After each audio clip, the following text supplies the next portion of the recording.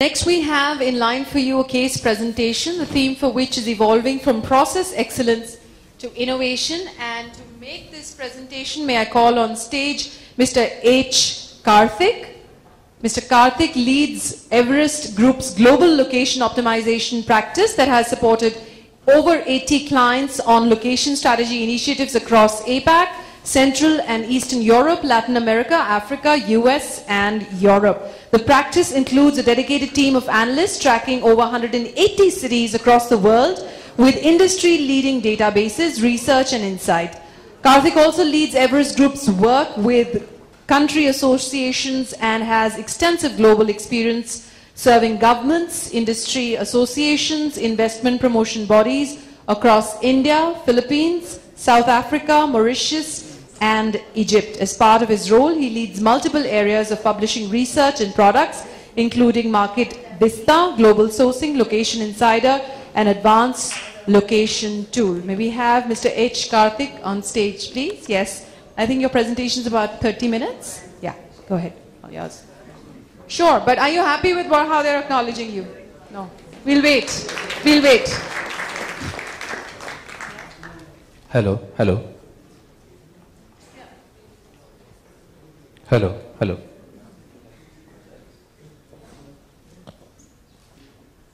Hello.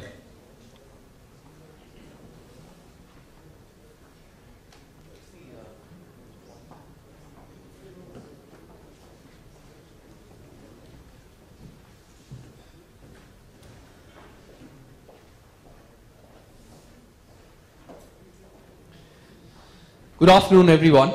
After that pretty interesting session just before this, I have a tough task to keep the audience interested.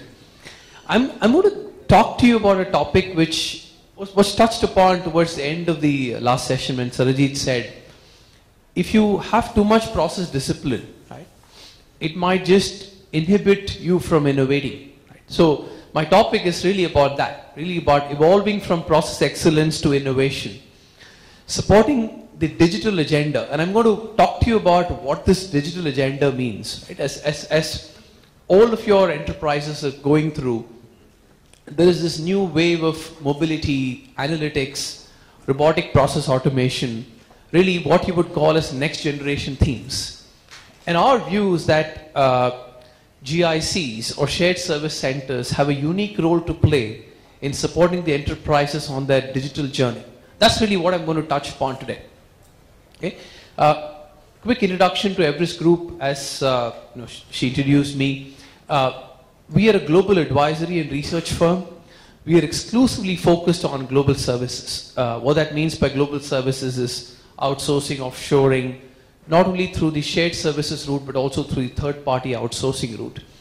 My focus area is on GICs. So I'm going to be using this word GICs. What that really means is global in-house centers, which means operations or technology units within any location that are serving the parent organization. So it could mean firms like Amex, for example, Bank of America, JP Morgan, anyone, or for the matter Metro Group.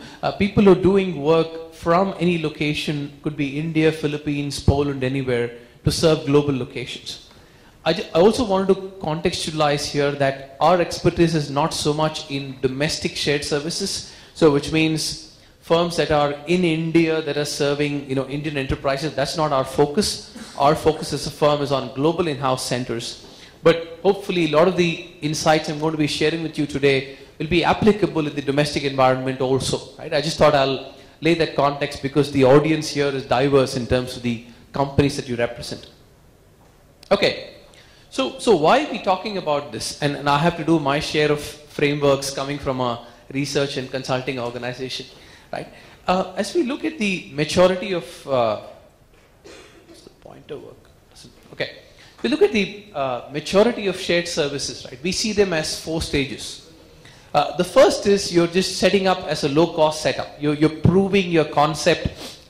You're sort of ensuring that you've got the ticket to play. As you move into stage 2, you're building mature delivery. Right? You're building high quality delivery, process efficiency. So a lot of the talk this today about process discipline, we would put that in stage 2. As you achieve a robust quality delivery in stage 2.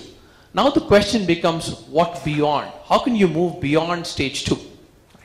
We see it as, we call it value addition partner, which you see as stage 3 here, which could mean high skill capabilities. You're building things like analytics within your GICs, enhanced customer experience. So you're not just talking about what you can do with respect to your process, but about how it influences your customer. And then when you talk about stage 4, the shared services becomes a driver of competitive advantage for the enterprise. So it's not about, Sanjay talked about back office. It's no longer a back office as you get into stage 4. You're really driving competitive advantage for the enterprise. And even contributing to growing revenue for the parent organization. So it is in the context of stage 3 and more importantly stage 4 that this thing about digital is very relevant. Let me talk about what digital means. Okay, this word digital is used so much today that often I wonder, was the world analog 1 year back and now everything is digital? Right? Really, what does digital mean? In our view, digital is really a different way of connecting with the consumer, with the end consumer, and often means significant changes in the way you do business. And that in turn has an implication on IT and processes. So GICs are supporting the enterprise's digital agenda in 6 areas, and I'm going to talk about those as we go forward. The first is social and interactive, right? And retail firms, or for that matter, any types of firms here that do a lot of social-based interaction with the customers will relate to this. So how can GICs support the enterprise's push into social and interactive? I'll give you some more examples as we move along. The second is mobility. All of you here are part of the mobile phenomenon, and your end consumers are part of the mobile phenomenon. Now that's a business reality. The question becomes, what can GICs do to support that growth? The third is analytics, which I'm going to talk about in a while, is the most mature segment as far as digital is concerned. The fourth is cloud. I'm not going to talk about cloud a lot in this setting because I understand the forum here is more from people with a process background. So I'll not talk about cloud. I'll talk about robotics process automation, which is really can have disruptive effect on process. Almost be a substitute for process discipline and then help the talent focus on new things and innovation and high skill capabilities. Now, each one of these topics can go on for multiple hours. I'm going to touch upon all of these at a high level, specifically focused on what are GICs doing here to support the parents' digital agenda. Okay, this is an eye test for those sitting at the back, but very specifically speaking, within each of these there are various sub-processes. So let me take analytics. Right? On the one hand, you have core analytics using statistical tools that you can predict what is the loss probability of this default, right? Using structured data. On the other hand, you have big data which works on unstructured data. Unstructured data, for example, is what Google Maps is based off. Right?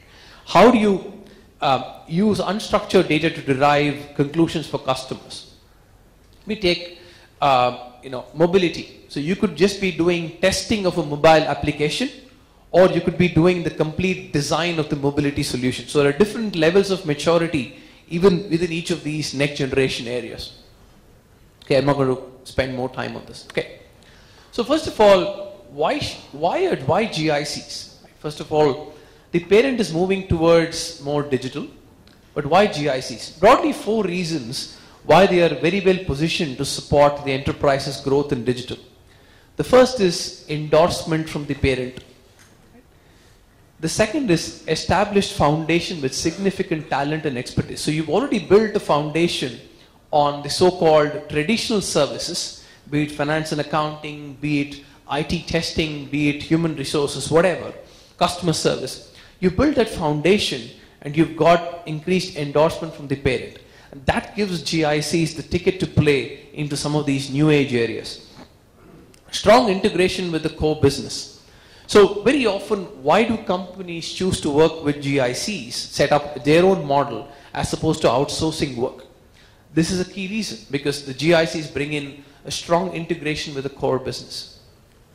And the last is, given how critical this is for the organization, the preference to use the in-house GIC model as opposed to outsourcing this. Okay. Again, so if you look at, I talked about the 5 or 6 digital segments today. This chart that you see here is painting a maturity of, the relative maturity of all these services, again from a GIC standpoint. Clearly, analytics is the most evolved. Now the interesting thing about analytics is, not only is there significant scale, so we've seen companies with 300, 500 people in analytics. And just to be clear, we're not talking about basic reporting and MIs here as analytics. And analytics here is all predictive modeling, some things that you're doing which are more advanced analytics. So analytics is clearly the most advanced segment. So not only is there scale, we've seen global ownership of analytics work based out of the GICs. So it's very advanced. The second area that we're seeing a fair amount of growth is cloud. Right? And I'm not going to touch upon this. The next wave of focus on cloud is on increasing ground-up development and architecture work. Mobility. So far, the work being done on mobility from a GIC perspective has been largely testing services. So the parent company, let's say, target group, right, wants to build a new mobile application. The GIC is really doing work on testing. But the next wave of growth is, with respect to mobility, is going to be your entire device management. If you have multiple devices that are connecting to your system, how do you manage all of that based out of your GIC? So that's the next wave of growth. Social and interactive. That's clearly seems to be an opportunity which has been missed by the GICs so far. Till date, the work that is being done from GICs is really things like social media monitoring. There has not been too much work done to drive analytics out of social media and even helping with the social media strategy. So what that means is, what kinds of new campaigns do you need to put out on the social media? How do you interpret chat that is happening in the social media to see, okay, what does it mean for your customers? And last but not the least, robotic process automation. Again, we've done a separate study with NASSCOM on robotic process automation, which we can leave for a separate discussion. Now, with respect to a number of process-focused GICs, that is an area where we expect to see a significant traction going forward. And I'll talk to you later about why and what are the benefits of robotic process automation. Okay. So, I talked about the different digital segments. Now, there is a different lens to this, saying how does this vary by industry vertical? So you will see some differences depending on the priorities of companies in different verticals. So if you were to take MDR, which is really manufacturing, distribution, retail, and within that the digital adoption is being led by retail predominantly, we're seeing GICs drive growth in 2 areas. One is mobility and the next is analytics. This could mean things like, if a consumer is entering a store, how do you drive analytics to say, okay, where is he or she likely to go more often? Right? How do you then change your store design to ensure better footfall of consumers? Right? How do you think about what kinds of products should be sold online versus not? So a lot of the work around analytics within retail is being driven by GICs. Mobility is another area. On the banking financial services side, clearly the top 2 areas are analytics and mobility. And the other verticals haven't done much yet with respect to GICs, so you will not see verticals here such as logistics, for example, pharma, for example. There has not been too much work happening in GICs as far as digital is concerned, but it's only a matter of time, right? Okay, I'm going to spend a few minutes on analytics and robotic process automation because those 2 are most relevant for the process-oriented people here. On analytics, we're seeing a very interesting change that's happening in the market. Right? So let's look at why do people do analytics. Right? There are three broad reasons. If you look at it from an outcome perspective, The first is just market intelligence and reporting. So you're doing some analysis saying so many invoices were processed, the profitability of this company went down by X%, right? That's the red bar that you see here, right? Which is just market intelligence and reporting. The second is cost reduction. So you're doing some analysis to say, I can reduce cost by so much, or I can reduce risks by so much. In financial services companies, there is a lot of analytics work that happens in GICs to manage risks.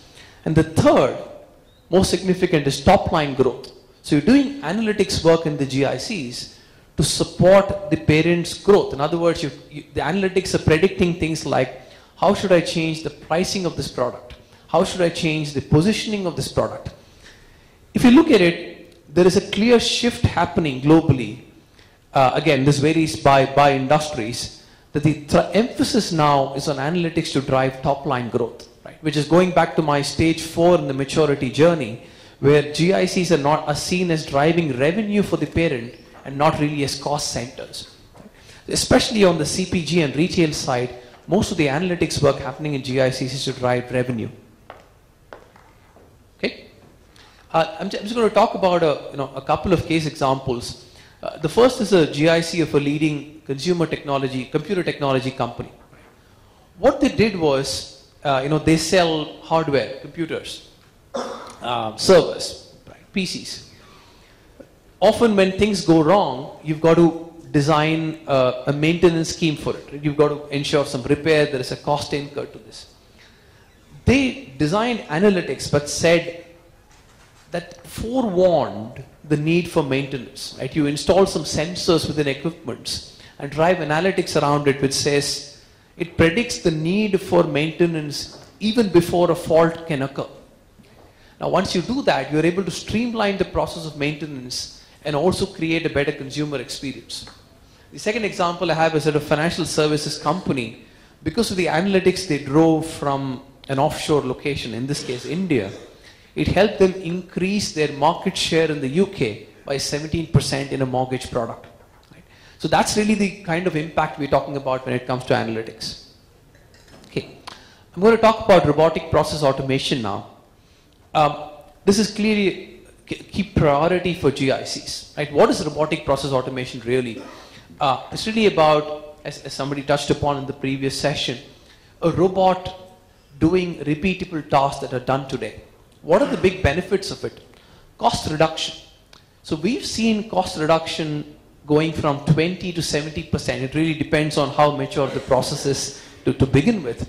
But this is significant impact. Right? Now you think about it, people used to talk about generating this level of cost saving by offshoring work to India, or for that matter any other location. Now a lot of this could be driven through robotics. So what does this really mean for the future of offshoring, nearshoring? My view on this is that GICs have a significant role in driving the RPA agenda for the overall parent organization. Because within GICs and shared services, you've already achieved a certain level of standardization. You already have certain level of process control. So it should be easier to implement RPA in the shared services and use that as the basis for the parent organization. Better service delivery and manageability. So process discipline. Clearly something which a robot can bring in, and it takes away reduces the human error factor significantly. The most important point from a technology standpoint is that RPA sits on top of your technology systems. It doesn't replace your technology systems. This is not like you need to implement a new SAP system. This can really sit on top of what you're doing already. That's why we say it's non-invasive. Right?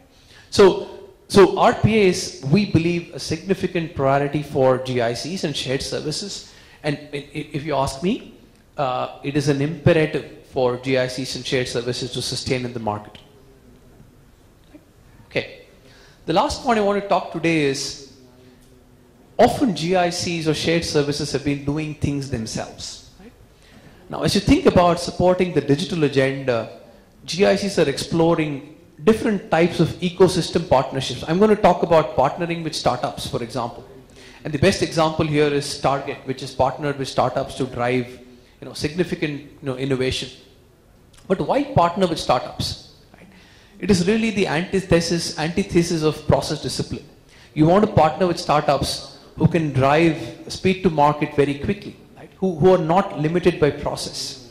And in fact, one of the big learnings for GICs or shared services in working with startups is don't follow your normal process.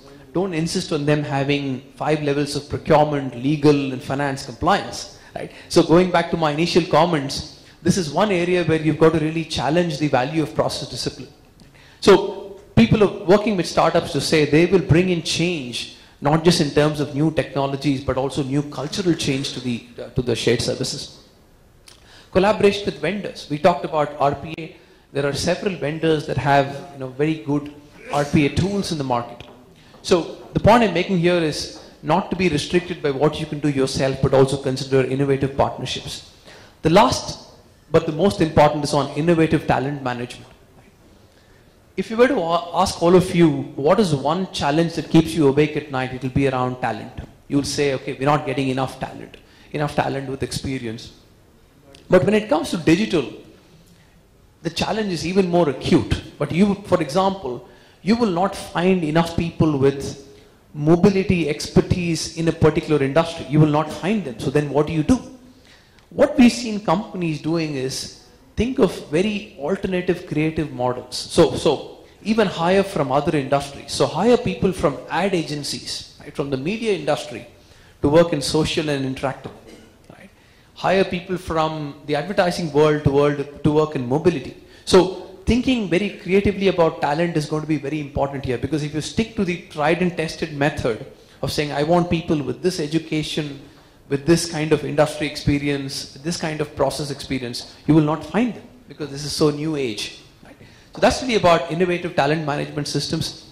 We've seen GICs do things like having separate office culture.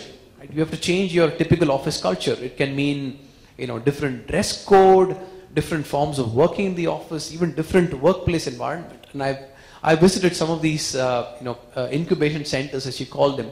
The look and feel is very different from a normal office. So that's the other thing to think about, even as you think about evolving into digital, the whole workspace and the talent area.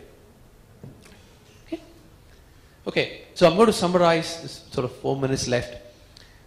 First message is, although digital is path breaking, the road to success is incremental innovation. Now this may sound contradictory to what I've been saying so far. I'm going to walk you through the case example of a company, again, financial services company.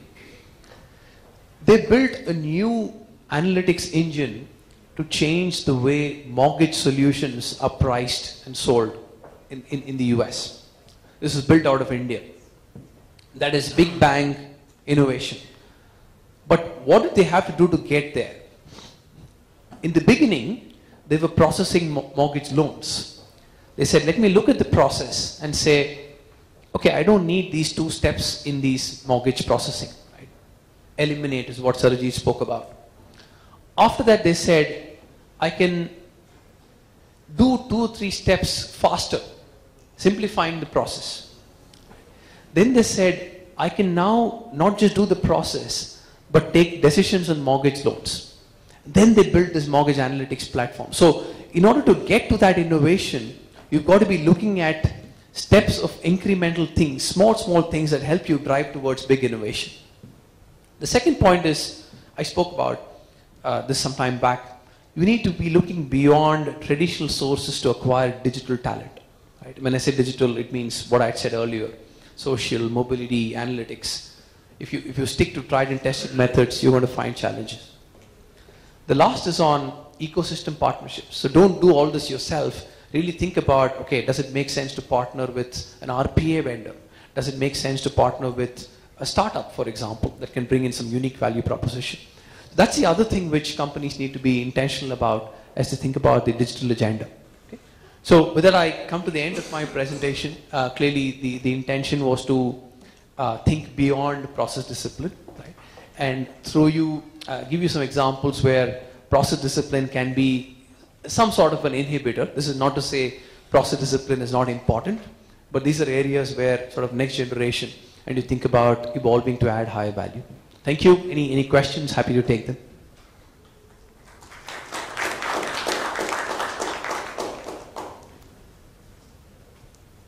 I would have imagined there would be a lot of questions considering he's challenging all that has been spoken about through the morning, that process actually can be an inhibitor in delivering value. So no questions whatsoever.